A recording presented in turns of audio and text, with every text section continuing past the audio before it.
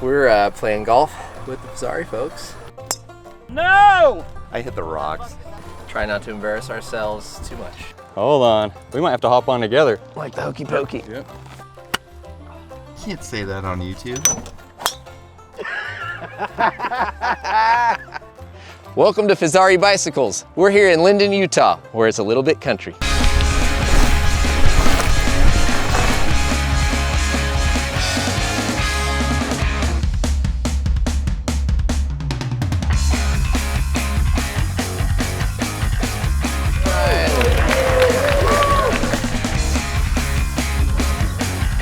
Just warming up before a long day of interviewing here at Fezzari. How many Fezzaris have you owned? 4. 4, okay. So you're a fan. Yeah, big fan.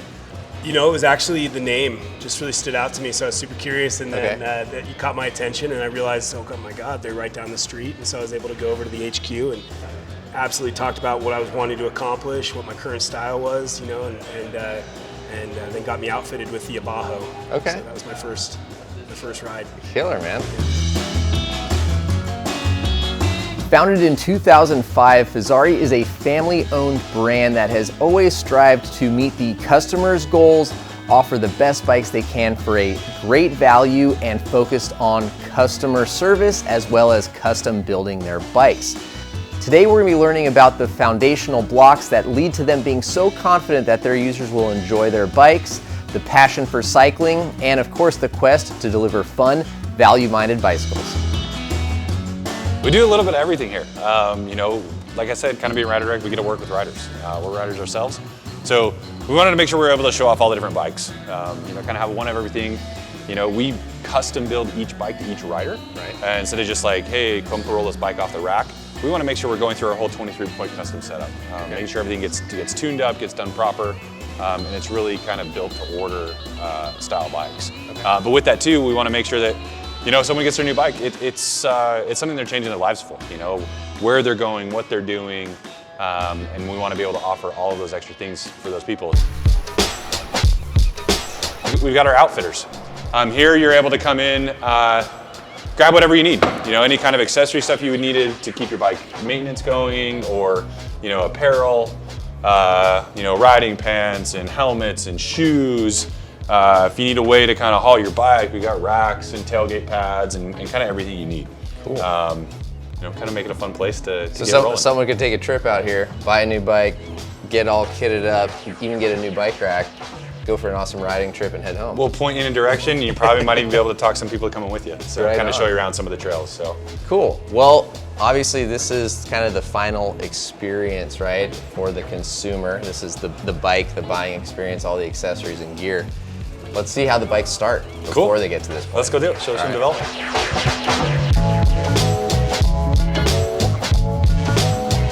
That is one thing that Fezzari I love actually about working here, is there's always a passion for learning and improvement. It's amazing, like, because I've been here for 5 years, so I've seen a lot of the company, and I've had a lot of roles within the company. I've learned a lot, and it helps to know so many different things about all the different aspects of what's going on at the company, to be able to get to the point where when we're designing bikes, it's a good solution for everybody, not just for the end user.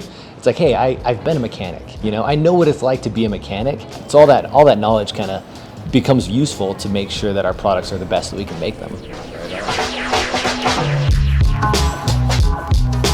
So this is our product development. You kind of saw the containers down below. We're inside the containers up here, up on the second level. This is our whole product development area. So after, you know, some of the CAD drawings that we saw, we're able to put together.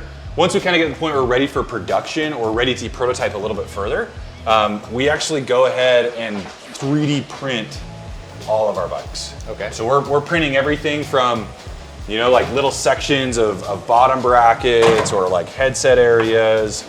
We can even mess around with a few other concepts on something like this, or, you know, whatever it may be. So we utilize 3D prints to make sure like concepts are working, latches are working, fitments are working.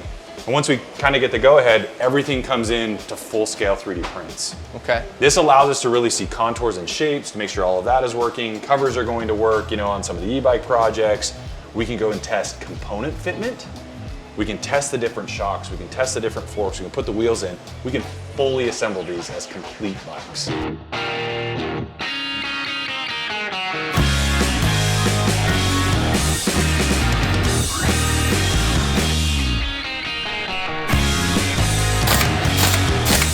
What would you say is kind of your favorite part of the job and working here?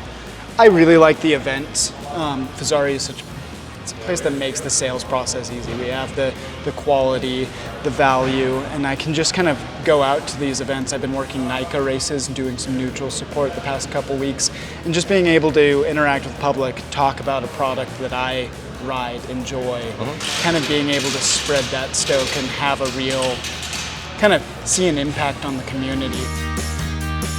Now what we're doing is we're packing up to head out to San Diego to the Laguna Trail Fest, Tetris it up in the van, get out there and unload everything and then load it again and then unload it and load it. It's pretty good time. And repeat, yeah. Yeah. What's your favorite part about being on the road and going to events? Dude, it's like a dream. It's really surreal. It's like talking to you guys, man. It's, you know, like I see you guys on YouTube. It's like really being a part of something. It's like, you know, beyond like riding a bike and having fun riding a bike, being able to go out into the field and see, you know, how people enjoy our bikes, like what our bikes do for someone else, and when they ride it, what it does for them. Just kind of seeing that transition is really cool. Yeah, so this is the back area, you see kind of the showroom area. But coming back here, this is kind of, it's the whole operation, nuts and bolts, how everything really happens. Okay. You know, one of the things that's really key to us is our 23-point custom setup. Right. What it allows us to do is really custom fit the bikes. So it's not like you're getting a size medium with a 125 or 150 mil dropper. It's really dependent on your inseam length. You know, so we're changing out dropper lengths, we're changing out bars, stems, whatever we need to, because we're building the bikes anyways, we might as well get them fit for the rider. So that's really what that 23-point custom setup is. Everything's fully, you know, assembled, test-ridden. We have options for customizations of tubeless, of tire inserts, suspension changes, or whatever you need to really make sure that's your bike. And this is where it really all happens, you know.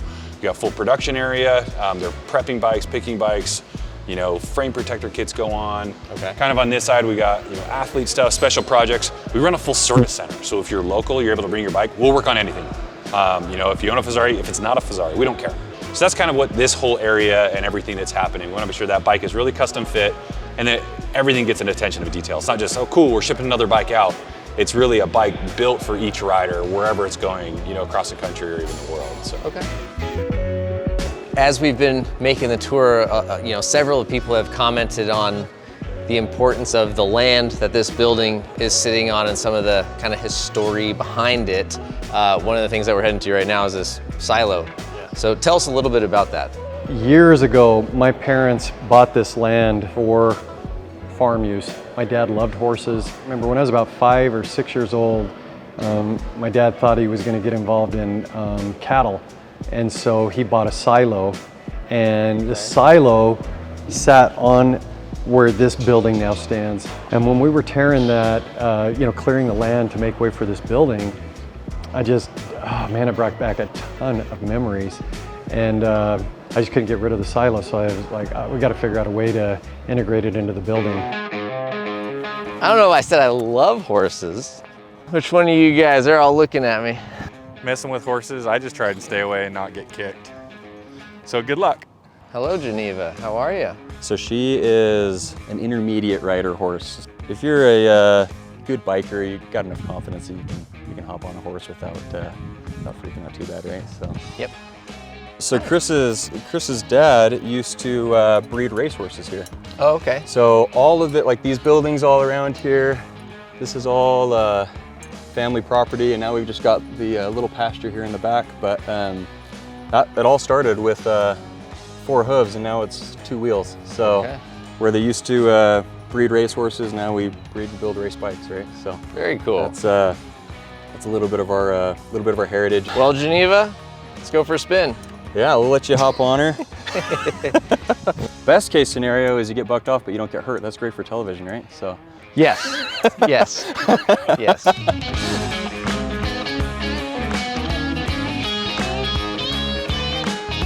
We'll keep the rodeo out of it as much as possible. But you look good on her.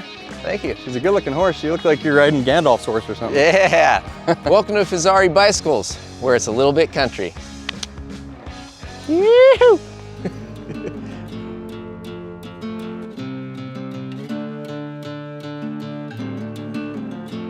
So, Chris, man, I don't know, we've done a few of these now. I feel like this is one of the ones where I've got the most questions, both personally and professionally, to ask, but it's been really cool to see what you guys have done here and what you've done with this business, right? I mean, I feel like so many of the brands in the bike industry are just, you know, you almost look at them as like a mega corporation, right? Even though the bike world is still relatively small. But when you first started, how many bikes did you make in year one? Well, that's a good one, because all I can remember, I got to think back on that. I can remember the very first batch that we created, and it was about 450 bikes. Okay. And I can remember everything before that was, and maybe I ought to step back for a second and tell a little bit of why I got into this. I have a law degree and an MBA degree, and I lived in California. I was working for Nissan Motor Corporation at the time. Loved biking, but that was paying the bills. And so happened, I had somebody call me up and said, hey, there's a guy named Lee Iacocca. He's starting another company. Would you like to come and meet with him? And I said, yeah, sure, I'd love to meet with him. And I don't know if you know Lee Iacocca, but he was chairman and CEO of Ford Motor Corporation. He's known for, by the way, he was credited with creating the Mustang, the minivan. He was living in Southern California where I was at with Nissan, and he was starting a new electric vehicle company. This company was called EV Global Motors. And one of their first products was an electric bicycle. In fact, the name e-bike was actually trademarked by EV Global Motors. They released the patent years ago, but that was their trademark at the time. I ended up jumping and working with him in this company. I'd had experience of setting up dealer networks. And so we were going out setting up a bicycle dealership network. But in typical fashion, he didn't want to do it like anybody else. He didn't want to go through bicycle dealers. He wanted to go through car dealerships. And we were rolling along on that one. And one thing led to another, and I eventually became president of his company. I was traveling most of the year, and I was missing everything. I mean, soccer games, you know, baseball games, piano recitals, what you name it. You know, one of those times I remember getting on a plane, just crossing the threshold and saying, man, I can't do this anymore. I'm missing everything with my family. That was the basis and the point that I started Fezzari. Okay. And so it was one of those things, a turning point in life for me, where I saw an opportunity. I mean, I've always loved biking, but the first question somebody will ask is, well, so you like biking, so you started a bike company? I guess it's like, you know, using the golf metaphor. Oh, so you like golfing, so you started a golf company? No, I saw an opportunity in the bike industry too. How'd you come up with the name? That's a great question. It's a made-up name, but it has personal meaning to me because of kind of the roots of the name of how we made it up.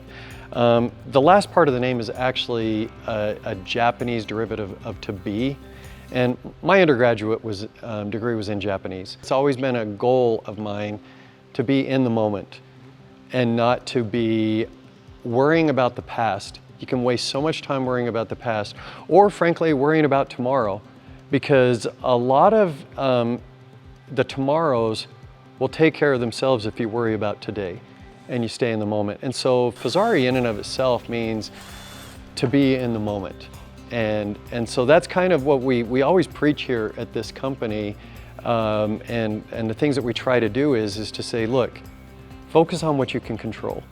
Don't worry about the things that you can't control. There's a million things in the world today. There's 1,000 things that you can get worried about. You know, we all can.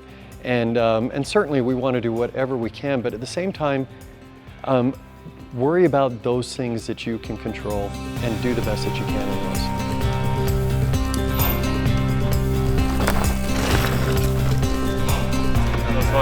What made you take a job here at Fezzari? Is this your first job in the bike industry? It is, and yeah. How did that go from not riding a bike to working here? Right. The first time I got on my mountain bike and I was with my husband, I was just grinning ear to ear, and my husband's like, you have bugs all over in your teeth because you can't stop smiling. And I'm like, I know, and I love it. Yeah. One of the best things is that they're really gentle and kind in teaching you, and not like expecting you to know everything, but teaching you and helping you along to grow and develop.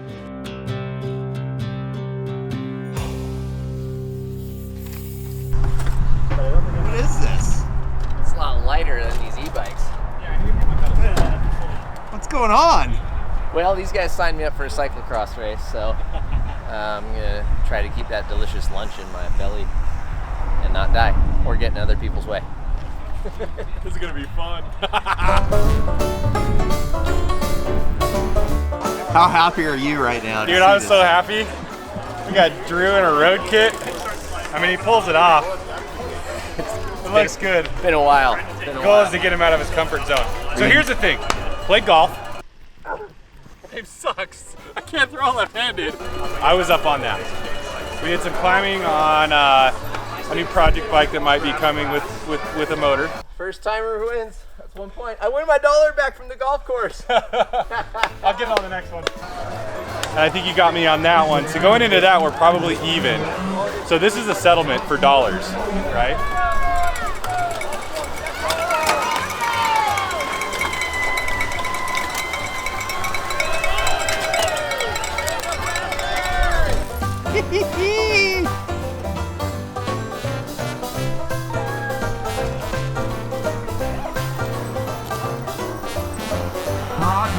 Who I believe